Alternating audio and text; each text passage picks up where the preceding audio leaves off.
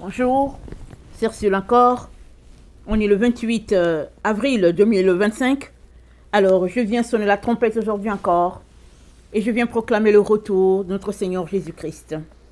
Amen. Alléluia. Alors, je viens parler de guérison. Amen. Je viens parler de guérison. Et puis, la guérison, c'est une œuvre divine. Amen. Alors, on ne parle pas peut-être très souvent de ça. Mais c'est important, n'est-ce pas, qu'on en parle parce que, en mourant sur la croix, Jésus-Christ nous a donné la vie éternelle, mais il nous a donné aussi la guérison. Il nous a donné la santé au niveau de notre esprit, notre âme, notre corps. Ça dit, la mort de Jésus-Christ nous a tout donné. Souvent, on ne le réalise pas. Ou bien souvent, on fonctionne comme si c'est séparé, c'est différent. Mais au fait, c'est une seule chose.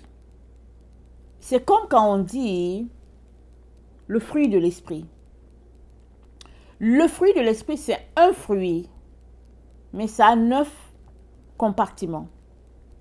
Alors, on va prendre le fruit de l'esprit, on va citer la paix, la joie, la bénignité, la tempérance, et puis on peut continuer de citer, n'est-ce pas? Mais il y a 9 compartiments dans le fruit de l'esprit. Alors, c'est la même chose avec le salut de Jésus. Quand on dit Jésus-Christ m'a sauvé, amen, il m'a régénéré, on est en train de dire que en donnant ta vie à Jésus, tout vient avec. Le salut, c'est-à-dire la vie éternelle, la guérison, la régénération, tout, le Saint-Esprit, tout vient avec. Maintenant, étant, n'est-ce pas, dans une étape, alors il se pourrait que on prenne conscience qu'on a besoin de guérison quand peut-être on a perdu la santé. Mais ce n'est pas parce que Jésus-Christ n'a pas pourvu pour ça. Amen. Alors, dans Colossiens 2, le verset 14, c'est dit... Attendez, on va lire au verset 13. Colossiens 2, le verset 13, c'est dit... Vous qui étiez morts par vos offenses et par l'incirconcision de votre chair, il vous a rendu à la vie avec lui, en nous faisant grâce pour toutes nos offenses. Il a effacé l'acte dont les ordonnances nous condamnaient et qui subsistait contre nous. Et il l'a détruit en le clouant à la croix, excusez. Il a dépouillé les dominations et les autorités.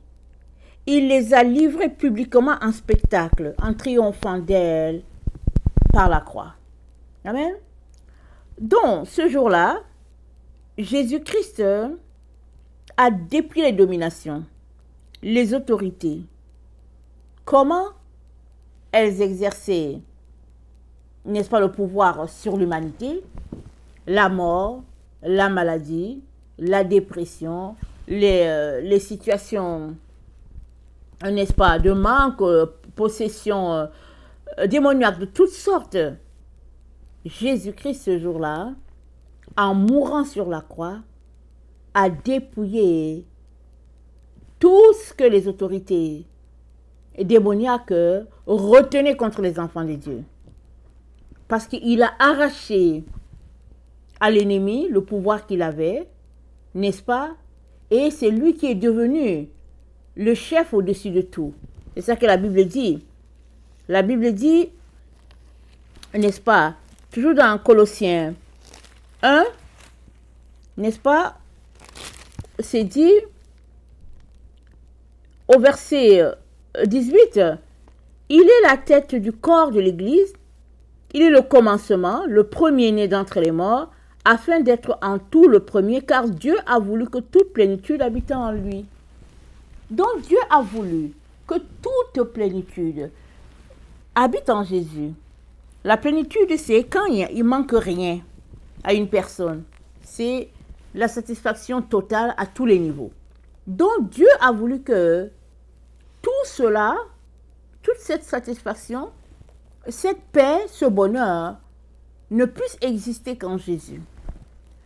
Ce qui revient à dire que Jésus-Christ a tout payé afin que nous soyons délivrés de tout. Amen. Alors, c'est dit au verset 21, « Et vous qui étiez autrefois étrangers et ennemis par vos pensées et par vos mauvaises œuvres, il vous a maintenant réconciliés par sa mort dans le corps de la chair, de sa chair. » Donc, il nous a réconciliés par sa mort, nous avons été réconciliés avec Dieu, de tout ce qui nous gardait loin de Dieu. La maladie, la mort, les situations de manque, tout ça, Jésus-Christ a accompli. Il l'a accompli à la croix. Amen. De telle sorte que on ne manque de rien.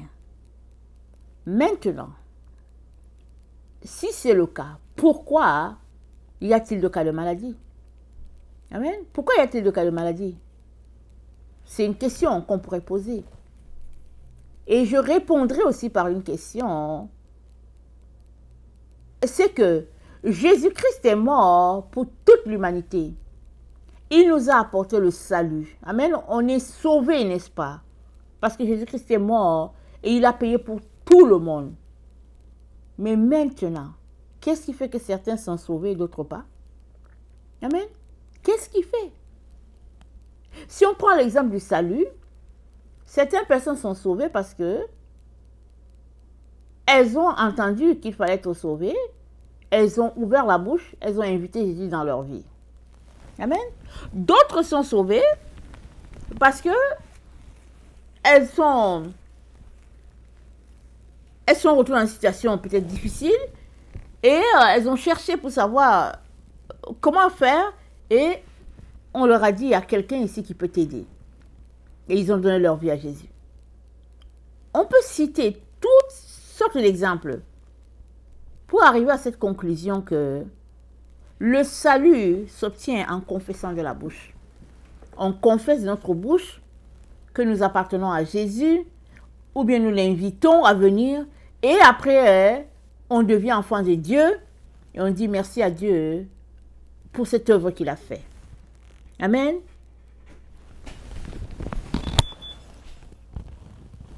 Dans Colossiens 2, le verset 16. Amen. Dans Colossiens 2, le verset... Attendez. Le verset 6, excusez-moi, c'est dit, « Ainsi donc, comme vous avez reçu le Seigneur Jésus, marchez en lui. » Marcher en Jésus, c'est-à-dire de nous comporter d'une certaine manière qui soit différente de comment on se comportait avant. Et marcher en Jésus, c'est prendre possession de tout ce qu'il a acquis pour nous. Et si nous allons dans Tite 2, amen, si nous allons dans Tite 2, excusez, c'est moi, mon passage du titre. Excusez le bruit, hein, vos oreilles. Dans Tite 2, le verset 11 c'est dit, « Car la grâce de Dieu, source de salut pour tous les hommes, a été manifestée. » Au verset 13, « Étant, en attendant la bienheureuse espérance et la manifestation de la gloire du grand Dieu et de notre Sauveur Jésus, qui s'est donné lui-même pour nous, afin de nous racheter de toute iniquité et de se faire un peuple qui lui appartienne. » La grâce de Dieu a été manifestée et il nous apprend à vivre d'une manière désormais. Il nous a délivrés de la mort, mais il nous délivre aussi de toute iniquité. Souvent, les maladies sont rattachées à des iniquités. Souvent, les iniquités des familles, souvent c'est dû, n'est-ce pas, à des mauvais sorts. Il y a toutes sortes de raisons qui peuvent expliquer la maladie. On ne connaît pas toutes les raisons. Et Dieu veut guérir. Malgré, n'est-ce pas, ce que la maladie peut être, Dieu veut guérir. Pourquoi? Parce que la grâce de Dieu a été manifestée pour nous délivrer de toute infirmité. Parce que l'iniquité, c'est comme l'infirmité. Rappelons-nous, quand Jésus-Christ était sur la terre, il y a une femme qui marchait courbée. Et Jésus-Christ l'a délivrée le jour du sabbat. Et les pharisiens se sont plaints. Jésus-Christ a dit, elle aussi, elle est fille d'Abraham. C'est-à-dire qu'elle a le droit de marcher dans la liberté des enfants d'Abraham. Et les pharisiens n'étaient pas malades. Amen. Ils n'étaient pas malades. Ils jouissaient d'une parfaite santé. En tout cas, la Bible ne nous dit pas le contraire. Mais pour cette femme qui marchait courbée, les leaders religieux n'étaient pas contents quand Jésus-Christ l'a délivrée le jour du sabbat. Ils l'ont mentionné, ils l'ont marmonné. C'est pourquoi Jésus-Christ a dit, hey, elle est aussi fille d'Abraham, c'est-à-dire qu'elle a le droit, n'est-ce pas, de vivre dans la liberté d'enfant d'Abraham. Amen. Et puis, dans Romains 8, le verset 11, Jésus-Christ nous dit, si l'esprit de celui qui a ressuscité Jésus d'entre les morts habite en vous, celui qui a ressuscité Christ d'entre les morts rendra aussi la vie à vos corps mortels. Si la grâce de Dieu rend la vie à un corps qui est mortel, à combien plus forte raison la grâce de Jésus rend-elle la vie à un corps qui est malade? Amen. À combien plus forte raison? Très souvent, la maladie, c'est le fait qu'on a perdu la santé. Souvent, ça peut être qu'on a mangé quelque chose et puis ça a débalancé tout le système. Ça peut être au niveau de la nourriture. Mais très souvent, amen, très souvent, la maladie est logée au niveau de notre âme. Amen.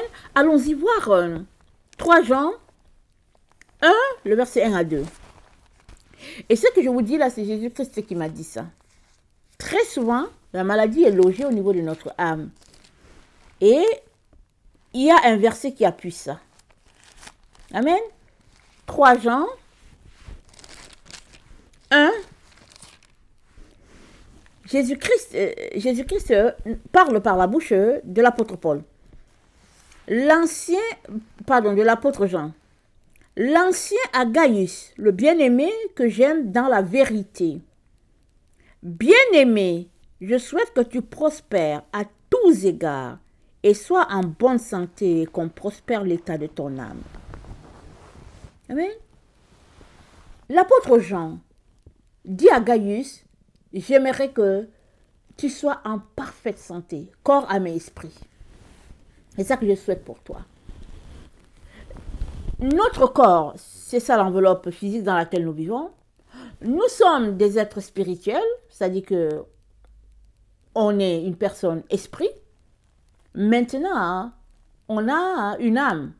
L'âme, c'est le centre, n'est-ce pas, de nos émotions, de l'intelligence, de la volonté, les décisions qu'on prend, et puis la pensée. Tout ça se trouve dans l'âme. Amen. Et qu'est-ce que la parole de Dieu nous dit? Elle nous dit d'amener nos pensées captives à l'obéissance de la croix. Parce que si nos pensées sont contrôlées par la pensée de Jésus-Christ qui nous a délivrés, alors tout ira bien pour nous. Parce que c'est lui qui est au-dessus de nous, c'est lui qui contrôle nos pensées. Amen. Alors, au niveau de l'âme, il y a quelque chose que Jésus-Christ mentionne souvent. C'est de nous pardonner les uns les autres. Et si l'un a le sujet de se plaindre de l'autre, il dit, pardonnez-vous réciproquement. Parce que le pardon, au-delà du fait que c'est une puissance qui libère, c'est-à-dire ça libère notre cœur, mais le pardon, ça donne la santé. Parce que tant que tu n'as pas pardonné quelqu'un, ton cœur est vraiment très crispé là, fâché et puis attaché là, et puis tu fais du tort à toute ta personne. Donc, l'apôtre Jean dit à Gaius, sois en santé, corps, âme et esprit.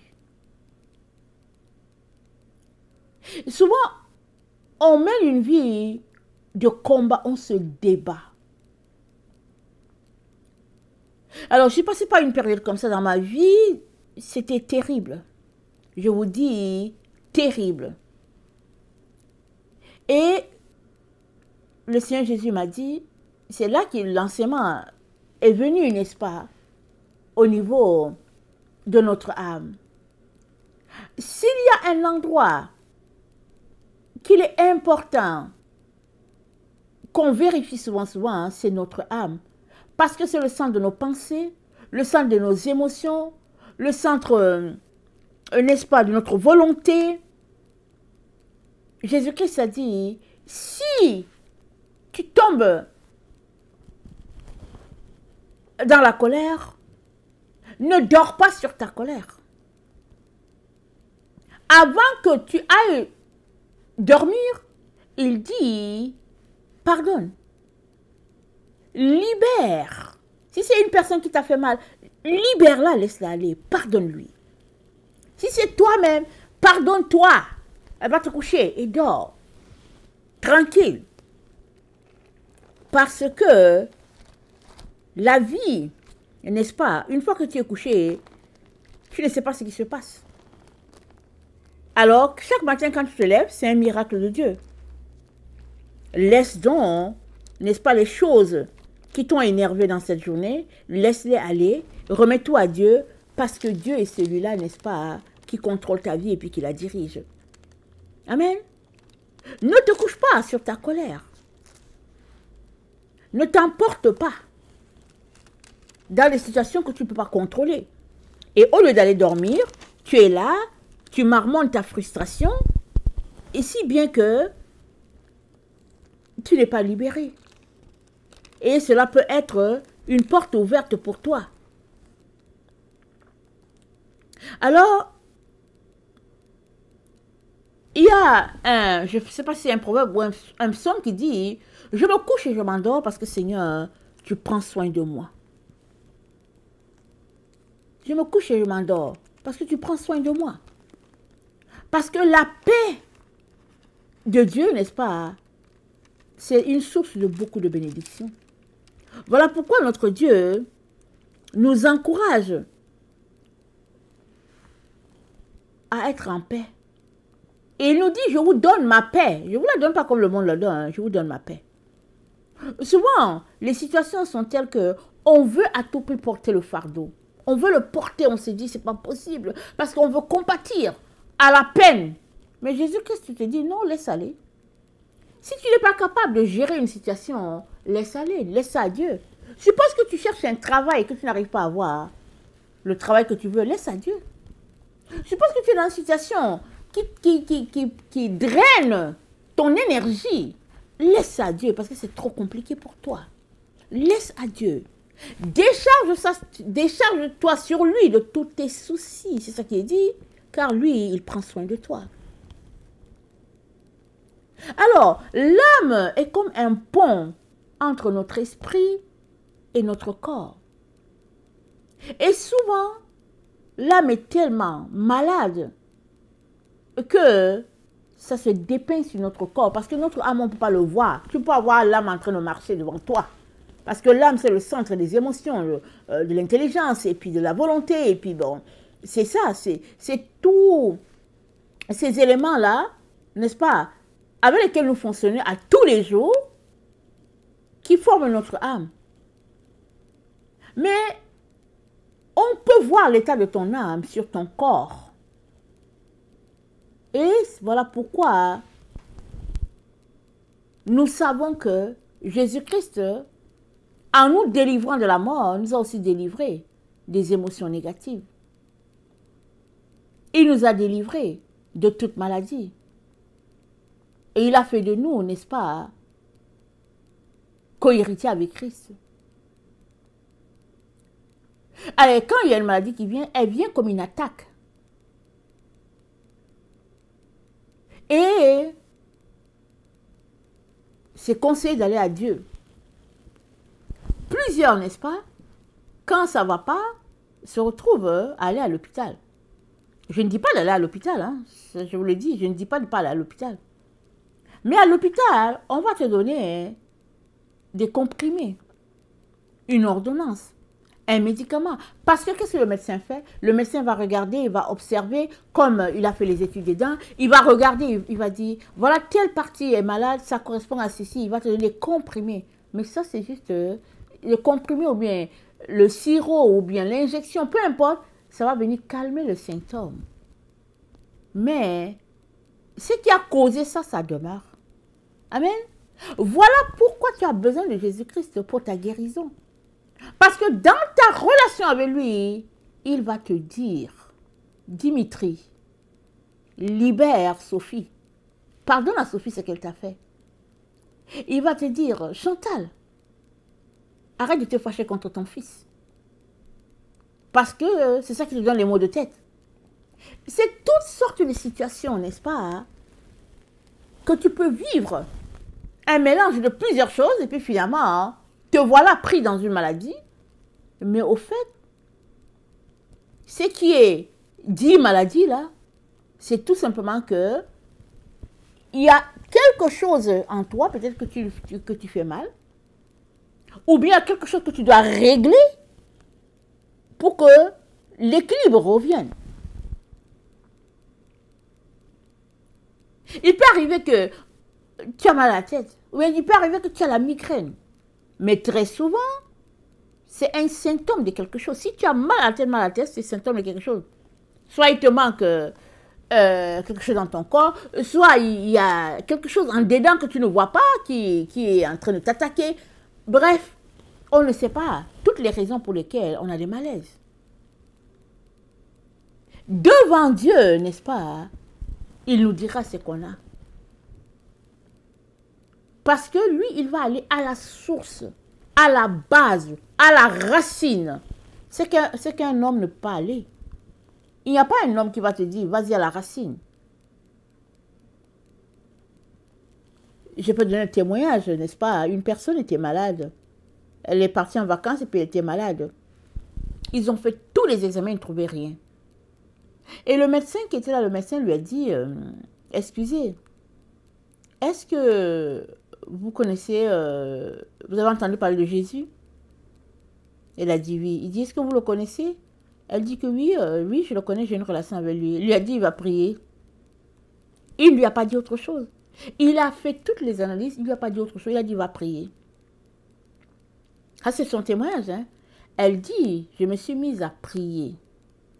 Elle dit, dès que je suis sortie de l'hôpital, que je me suis mise à prier, elle dit, j'ai avancé mon voyage retour. Elle dit, j'ai su que ce qui se passait, ce n'était pas physique. Elle dit, j'ai avancé mon retour et puis sa maman lui a dit, ma fille, retourne le plus rapidement. Attends, on va avancer ton billet, tu vas retourner. Et puis, une fois hors de l'endroit, elle s'est bien sentie. Si bien que Dieu nous a créés, n'est-ce pas, pour que nous puissions fonctionner d'une certaine manière. Et par sa mort, il nous a donné la vie, il nous a donné aussi la santé. C'est ça souvent qu'on a tendance à oublier. Souvent, on va dire merci Seigneur de m'avoir sauvé, de m'avoir libéré du péché. Mais souvent, on ne fait pas attention à l'aspect santé physique. Pourquoi? Parce qu'on l'a. Amen. Parce qu'on l'a. Et s'il arrivait qu'on la perdait, notre santé physique, souvent, hein, on est pris de panique. Parce que tout le temps, on l'a. Mais ce n'est pas la panique qui va régler le problème. C'est de retourner à l'endroit où tu vas tous les jours pour prier. Et c'est de retourner pour dire, Seigneur, qu'est-ce que j'ai? Qu'est-ce qui se passe? Pourquoi est-ce que ça se passe comme ça dans mon corps? Et le Seigneur va te dire exactement la raison. Quel est l'organe qui est touché en toi? Qu'est-ce que tu dois faire pour que l'équilibre revienne? Parce que la maladie, c'est un déséquilibre qui vient s'installer en toi. Oui, c'est un déséquilibre. Et c'est dit, n'est-ce pas, dans Marc, on va aller dans Marc 16, c'est que le Seigneur Jésus-Christ nous a donné comme assurance. Dans Marc 16, il a dit, excusez-moi,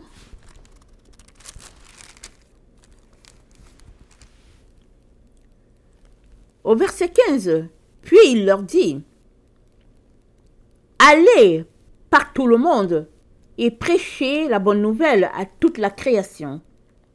Celui qui croira et qui sera baptisé sera sauvé, mais celui qui ne croira pas sera condamné. Voici les miracles qui accompagneront ceux qui auront cru. À mon nom, ils chasseront des démons. Ils parleront de nouvelles langues.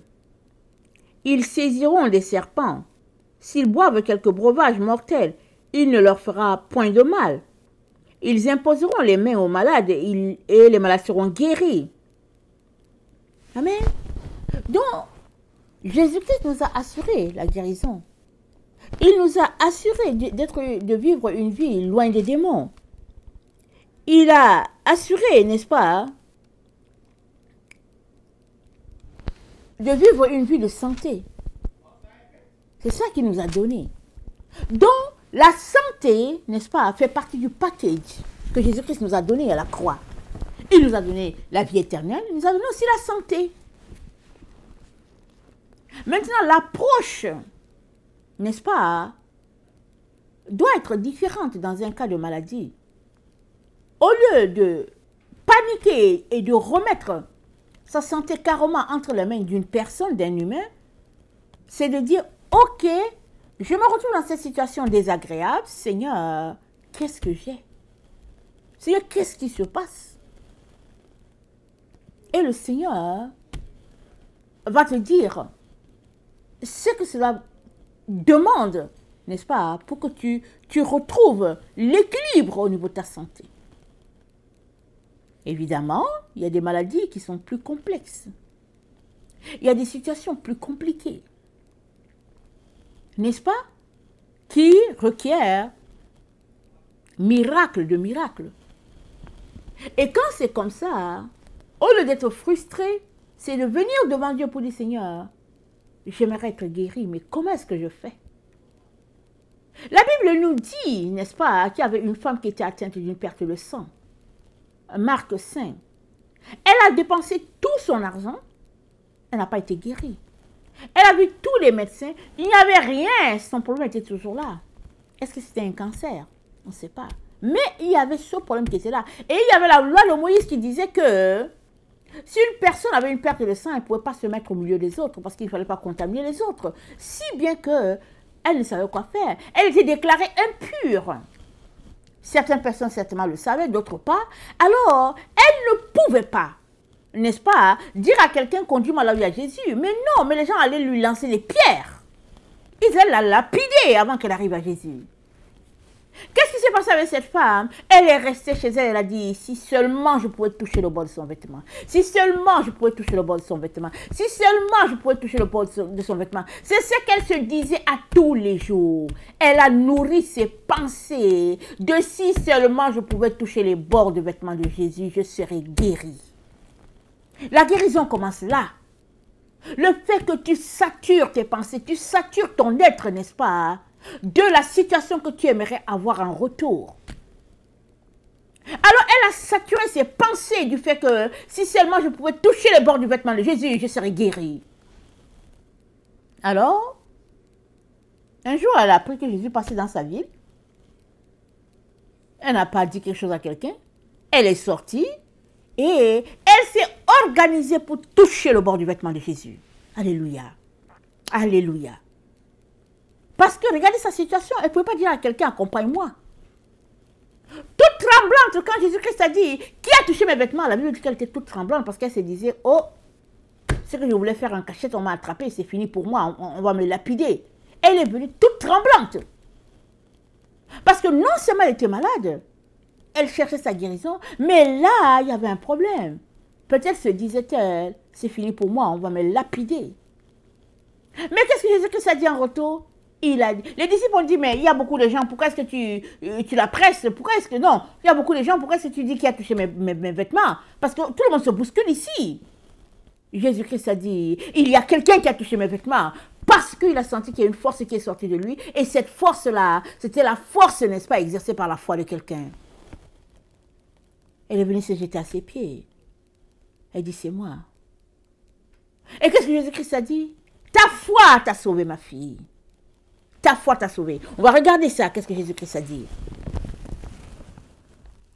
Marc 5, le verset 31. Ses disciples lui dirent, tu vois la foule qui te presse et tu dis, qui m'a touché? Et il regardait autour de lui pour voir celle qui avait fait cela. La femme effrayée et tremblante, sachant ce qui s'était passé en elle, vint se jeter à ses pieds et lui dit toute la vérité. Mais Jésus-Christ lui dit, ma fille, ta foi t'a sauvée. Va en paix et sois guérie de ton mal. Amen. Va en paix, sois guérie de ton mal. Amen.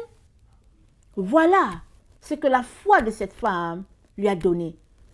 Elle ne voulait pas que Jésus-Christ lui donne une parole en particulier. Elle ne voulait pas que Jésus-Christ la touche en particulier. Elle voulait juste le bord du vêtement. Parce qu'elle savait que le vêtement que tu portes, n'est-ce pas, porte aussi ton énergie. Tout ce que tu portes sur toi, n'est-ce pas, se dépeint. Ton corps se dépeint dans ce qu'il y a sur toi. Et c'est comme ça que sa guérison est venue. Tout cela pour dire que les situations sont différentes suivant les cas de maladie. La chose à ne pas faire, c'est de dire, ok, moi, c'est fini, je ne veux plus être guéri. C'est la chose à ne pas faire. Ou bien c'est dire, ok, Seigneur, si tu veux me guérir, tu me guéris. Si tu ne veux pas aussi, garde ta guérison. Ça aussi, c'est un manque de respect. Verset 28 de Marc 5. Car elle disait, si je puis seulement toucher ses vêtements, je serai guérie. On ne sait pas si elle l'a dit une fois. On ne sait pas combien de fois elle l'a dit.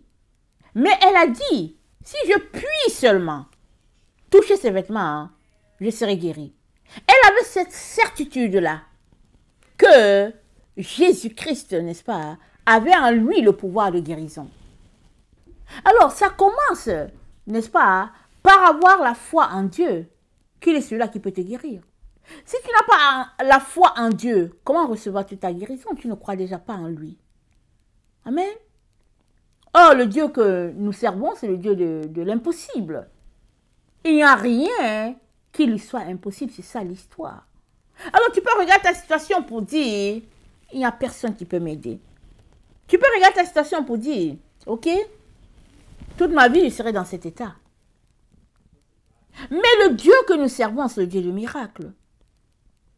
Nous vivons dans ce temps, n'est-ce pas, où Dieu peut faire pousser un pied pour toi si tu manques de pied. Il peut faire pousser une main pour toi. Il peut te donner un nouvel œil. Peu importe le type de maladie que tu as, Dieu peut tout changer. Il peut renouveler ton état et te mettre dans un état à neuf. Quelque chose que tu n'as jamais pensé, espérer, Dieu est capable de redonner ça. Pourquoi? Parce que Dieu fait toutes choses nouvelles. Amen. Il fait toutes choses nouvelles. Comme avant que Jésus-Christ vienne, n'est-ce pas? Les gens ont dit, les pharisiens dans les écrits, c'était dit que on le reconnaîtrait parce qu'il ressusciterait les morts, il guérirait la lèpre, et dans la lèpre, il n'y a personne qui peut la guérir. Jésus-Christ l'a guéri. Donc, si on ramène la citation de Jésus-Christ dans notre temps, on dirait qu'il guérirait les cancers, il ferait pousser les pieds, toute situation, n'est-ce pas, complexe, que même la médecine ne peut pas. Jésus-Christ est capable de faire ça. Et ça, c'est des situations qui requièrent la foi. Amen. C'est des situations qui requièrent la foi. Et Jésus-Christ, n'est-ce pas, est capable de faire tout. Il n'y a rien qui est un blocus pour lui. Maintenant, où se trouve alors le problème? Si on est malade, si on cherche un répit, si on cherche un miracle, où se trouve le problème? Le problème peut être au niveau de notre foi, comme on a dit, parce qu'on n'a pas du tout de foi. Au niveau du fait qu'on a tellement exercé la foi qu'on est frustré, on dit, ok, Jésus-Christ, tu sais quoi, garde. Ça peut être au niveau du fait que c'est pas le timing de Dieu. Ça peut être le fait que c'est l'orgueil qui est là et qui bloque les choses de Dieu.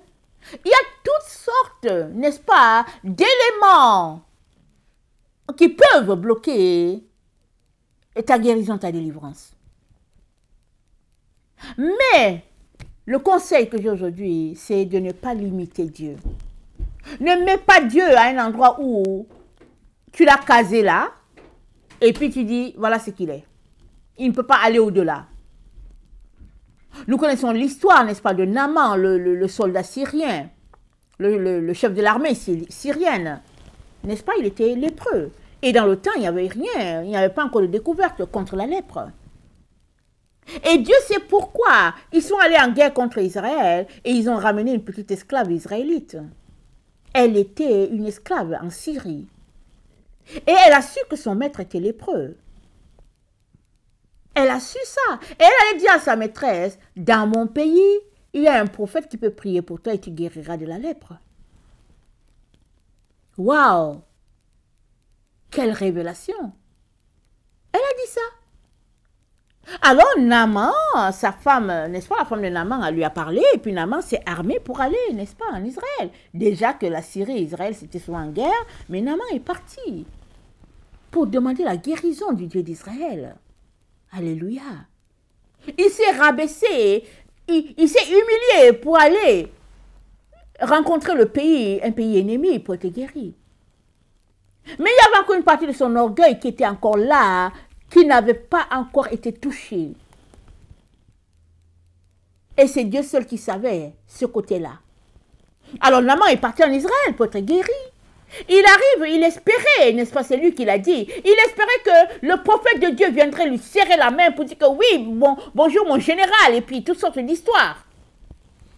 Mais l'homme de Dieu a dit juste à Naaman ce que Dieu lui a dit de dire.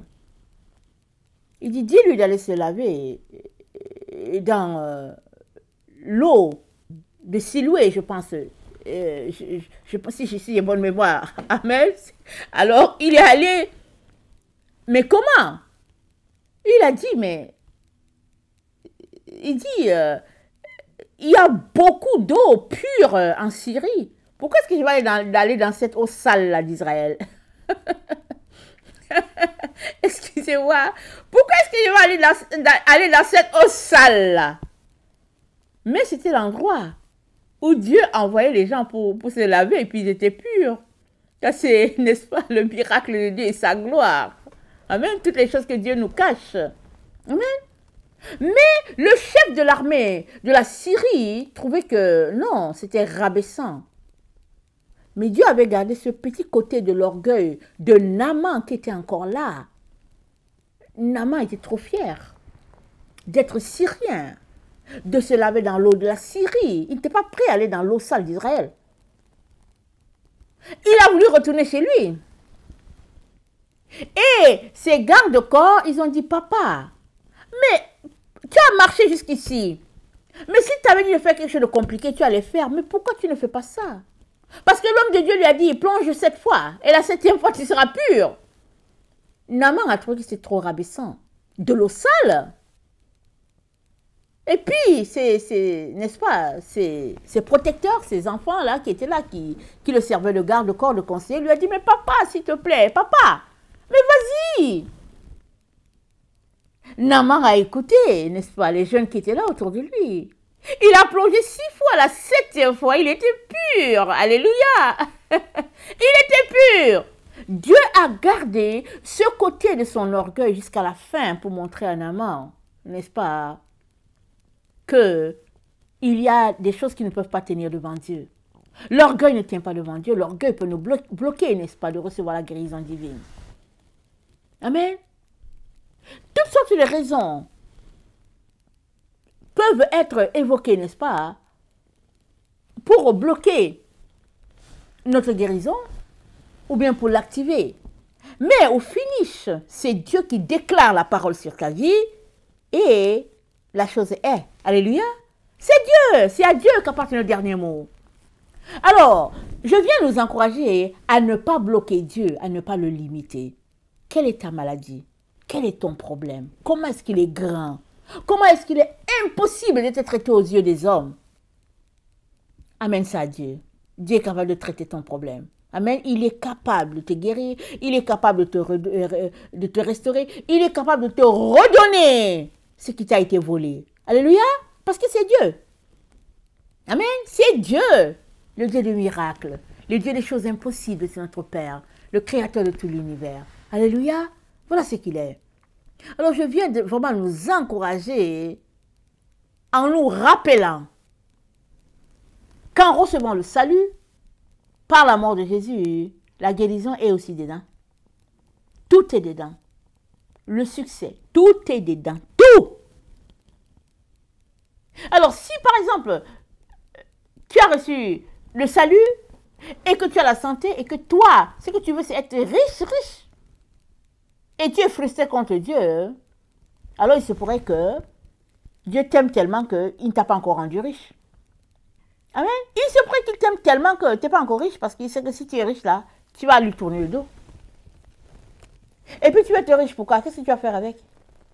Est-ce que tu vas juste te déposer ton or dans un coffre-fort et aller regarder pour dire, oh, ça brille bien? Ou bien pour dire, ça pèse combien de kilos? Non. Ne limitons pas Dieu. Regardons en nous toutes ces choses-là qui nous bloquent d'avoir accès pleinement à notre Dieu. Si ça vient de notre côté, enlevons-les. Maintenant, si nous n'avons pas contrôle de la situation que nous traversons, là aussi, déposons-toi à Dieu. Déposons-toi à Dieu. Si on revient sur la situation de la petite Israélite qui vivait en Syrie, n'est-ce pas? Cette fille était une véritable source de bénédiction pour sa maîtresse. Elle n'était pas frustrée. Elle n'était pas en train de dire que, ouais, ils m'ont enlevé à ma famille, il va voir. Je ne veux pas lui dire qu'il y a un prophète qui guérit dans mon pays. Mais non. Elle a été faite esclave. Mais malgré son état servant sa maîtresse, elle a dit à sa maîtresse que si mon maître s'en va là-bas, en Israël, il sera guéri. Donc l'attitude du cœur est très importante, n'est-ce pas? Notre disposition d'esprit est très importante. Amen. Venons devant Dieu, n'est-ce pas, avec des cris de joie, avec chant d'allégresse, et sachant qu'il est celui-là, n'est-ce pas, qui nous protège, à qui nous devons le souffle, la vie et l'espérance.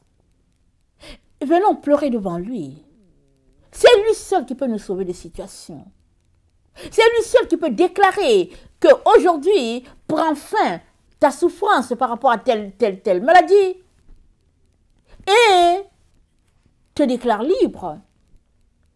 T'ordonne, n'est-ce pas, de te lever, de marcher. Lui seul peut le faire. On a plein d'exemples dans la Bible, plein. Laissons Dieu être pleinement Dieu, amen. Et réjouissons-nous déjà d'avance de ce qu'il a déjà fait et qu'il va faire pour que nos yeux puissent voir, amen, et célébrer, n'est-ce pas? Que le nom de notre Dieu soit béni et que nous ne perdions pas espoir, mais que nous continuions d'exercer la foi alors que nous attendons une délivrance, un miracle. Continuons d'exercer la foi jusqu'au bout. Amen. Parce que la foi, c'est une ferme assurance des choses qu'on espère, une démonstration de celle-là qu'on ne voit pas. Amen. Que le Seigneur bénisse sa parole et que sa joie nous inonde. Amen et alléluia. Amen.